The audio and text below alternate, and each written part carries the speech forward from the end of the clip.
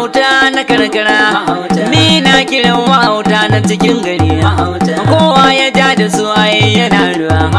Da akwai mahautan kwarai a cikin gari, da akwai mahautan kwarai shiga karkara, da akwai wayansu na yi mana ƙaryarki, sun tare su ma suna zantar take. A kira mahauta ka gansu sun gaba. Kai ni fa yar magana na zo na yi, yanzu zan yi ta kawai ku zo ku je.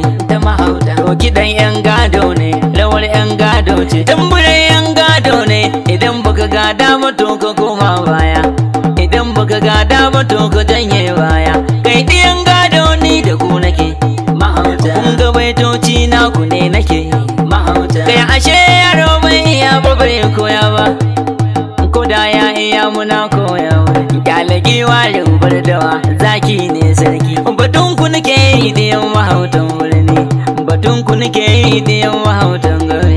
Kai inda rai da rabo yana zuwa, mai fatan Allah ba mu lafiya.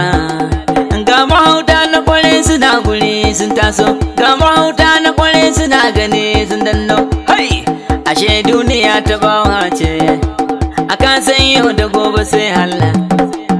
Rana ne na daura mai haka, wasu baitoci a yanzu zan tilla. Kidan mahauta ne, batun mahauta ne, ka ji taken murya daban da ya yare.